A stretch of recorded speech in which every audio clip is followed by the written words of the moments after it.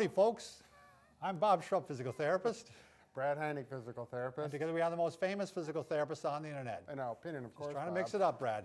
Today we're going to talk about top 3 exercises to perform after a meniscus tear. This is the assumption that you're not having surgery and that you just want to go ahead and try to do some exercise after you've tore your meniscus or your cartilage in your knee. Right, yeah, we're already making the assumption you probably are very familiar with the meniscus in your knee joint. It can tear, it can get all kinds of little problems with it. It causes knee pain and locking of the knee. It locks right up sometimes. So let's go through the first exercise. Right, and before you start, Brad, before you do the exercise, you're probably, you're going to do a couple days of rest, ice, compression, elevation, the RICE acronym. Right. So, right. okay. All right, the first exercise that you're going to do is just what we call straight leg raises. So we're going to pretend this is the one that has the knee meniscus tear. And the first one you're going to do, you go ahead and bring this one up and put it flat on the bed. Yeah, right here. Get or the this floor. foot here, knee up. And you're going to go up about this high. You're doing isometric strengthening.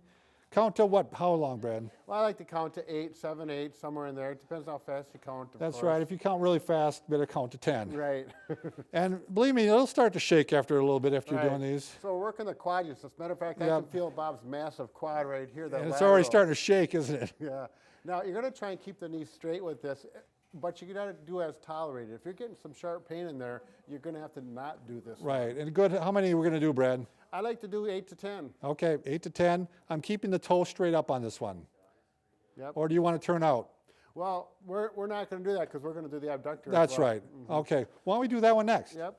So then you just flip over onto your side. I hope you can hear me yet with my mic. And what you're going to do is you're going to bring it up this way now. And this one works the adductors, the inside of the thigh, and it also gets that VMO a little bit. Right, that one that's important for the patella to move properly. Right. Yep. Oh, that foot is almost kicking me, Bob. Can you see it okay? I'm pointing straight forward. Are you in the way, Brad? Yes, I'm in the way. There's foot All is right. like this, okay. So again, 8 to 10, Yep. and hold for a good 8 seconds or so.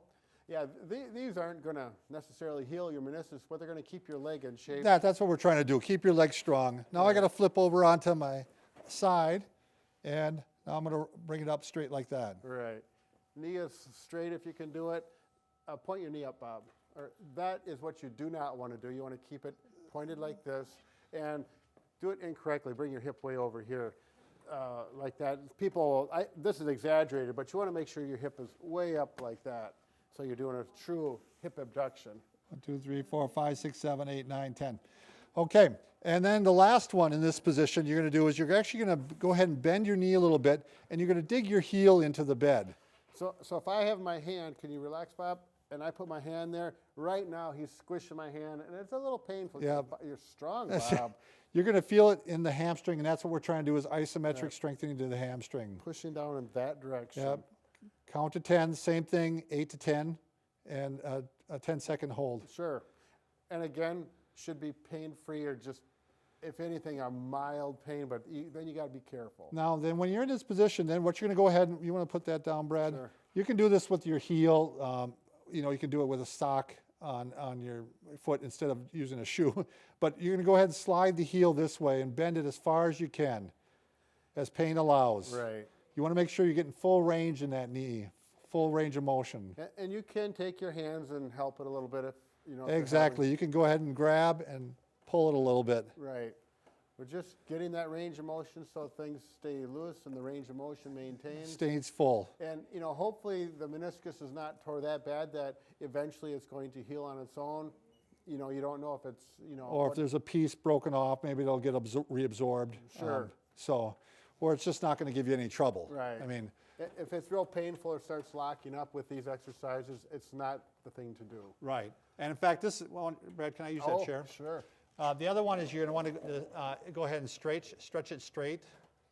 You're going to go ahead and put it up on a chair and go ahead and push it down a little bit. Sure. Now, if it locks or it won't let you go completely straight, that might mean you're going to be a candidate for surgery, especially if it stays that way. Let's do a profile on Yeah. that so they can see that better, Bob. So we're like this, and you're going to go ahead and try to stretch it straight. Kind of a hamstring stretch is what you're doing, good posture. Yep. But if it doesn't go on, you can give it little pushes, but just don't cause pain. Right. You want to stay in that pain-free zone. Bump up against the pain, but don't cause the pain. Right. Don't get the attitude, no pain, no gain, it's not going to be effective. Right. So number 1 was doing all the straight leg raises. Number 2 was doing the range of motion. And number 3 is more of an advanced strengthening exercise. So it's feeling better when you're walking. Stairs might be a little difficult yet, so you're going to avoid those. But then you're going to go to here, have something to hang on to, and simply do a partial squat. Half squat or partial squat. What you're trying to do is not really have the knees bend more than 60 degrees. Right. 90 is a right angle. So too far. Yeah. But we can go down about to here, and you're going to feel those quadriceps working. Good posture, of course. Not this. This is a common mistake. It's up tall, shoulders back, and down to about that 60. And you're going to do them slow, and you're going to do about 10 again. You can hold them here to get that isometric strengthening in the quads and working it.